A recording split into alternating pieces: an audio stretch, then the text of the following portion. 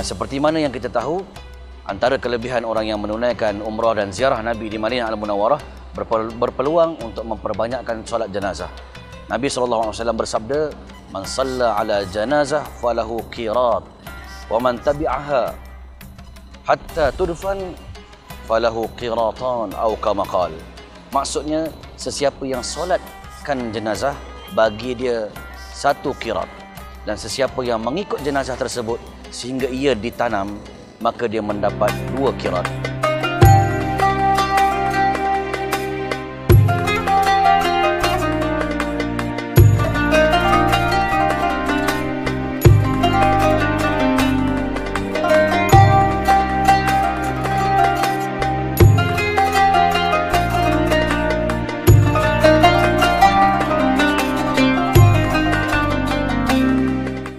Bismillahirrahmanirrahim. Assalamualaikum warahmatullahi wabarakatuh. Assalam umrah.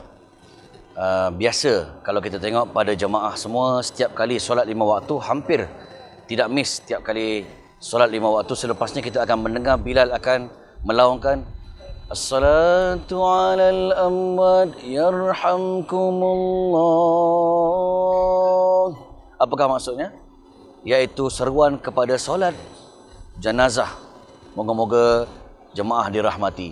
Dan selepas itu berlakulah solat jenazah bagi sesiapa yang meninggal dunia di Madinah Al-Munawwarah. Dan seperti mana yang kita tahu, antara kelebihan orang yang menunaikan umrah dan ziarah Nabi di Madinah Al-Munawwarah berpeluang untuk memperbanyakkan solat jenazah. Sesiapa yang solatkan jenazah bagi dia satu qirat, dan sesiapa yang mengikut jenazah tersebut sehingga ia ditanam, maka dia mendapat 2 qirat. Apakah dia qirat? Dia dimaksudkan qirat adalah satu bukit Uhud. Bermakna jamaah salam umrah mampu untuk memperbanyakkan pahala sebesar bukit Uhud selama mana kita menyembayangkan jenazah. Adakah setiap kali satu jenazah itu? Mengikut Ibn Bas, bekas mufti Saudi Arabia, ketika itu dia mengatakan menurut kepada satu jenazah, rahmatnya dan rahimnya Allah SWT kepada hambanya. Maknanya kalau banyak jenazah, masa itu kita akan dapat bukit Uhud walaupun dalam satu solat. Wallahu alam. Dan ketika itu kita tahu 4 kali takbir. Takbir yang pertama membaca Fatihah, takbir yang kedua selawat kepada Nabi, takbir yang ketiga doa kepada muslimin muslimat yang meninggal dunia, dan doa keempat untuk bersedia untuk salam. Itulah dia, moga-moga hari-hari bila diulangkan dengan apa yang disebut sebagai kematian, solat jenazah, perkuburan baqi', mengingatkan kita kepada end kehidupan kita. Sebab seseorang yang berkesan dan yang hebat, antaranya seorang sarjana barat, Stephen Covey, mengatakan orang yang hebat dalam kajian dia mempunyai 7 habit yang begitu hebat. Antara satu habitnya adalah begin with the end in mind. Mula dengan mengingat matlamat akhir. Seseorang yang sentiasa mengingat matlamat akhir dia untuk bertemu dengan Allah adalah seseorang yang hebat dan akan membuat perancangan yang begitu baik untuk menghadapi hari yang end, hari yang akhir, hari yang pasti akan datang ini. Seperti mana yang kita tahu bahawa segala mayat-mayat ataupun jenazah-jenazah yang telah disembahyangkan, khususnya adalah penduduk Madinah, dia akan ditanam di perkuburan baqi'.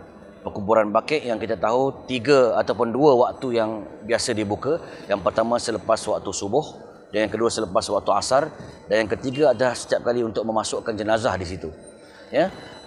Dan perkuburan baqi' ini ataupun nama lain dia adalah Baqi'ul Ar-Rarqad, adalah tempat bersemadi para isteri-isteri Nabi SAW, begitu juga anak-anak Nabi, begitu juga sahabat-sahabat yang besar seperti mana Sayyidina Uthman, Imam Malik, Anas bin Malik, sahabat-sahabat yang besar. Dan kita tahu Baqi' ini Rasulullah selalu menziarahinya pada waktu malam. Pada waktu malam, keluar pada waktu malam. Kalau kita di Malaysia mungkin berkaitkan ziarah kubur pada waktu malam pula berseorang diri adalah berkaitkan dengan ngangkung, perkara benda yang pelik. Tetapi Rasulullah sunnahnya dia suka melawat Baqi' seorang diri pada waktu malam, mengingatkan balik sahabat-sahabat yang telah pergi dahulu, mengingatkan tentang mati. Kerana zuru al-maqabir fa innahu yudhakkirukumul maut atau kama qala. Nabi kata, ziarahlah kamu akan perkuburan, dia mengingatkan kamu akan sebuah kematian.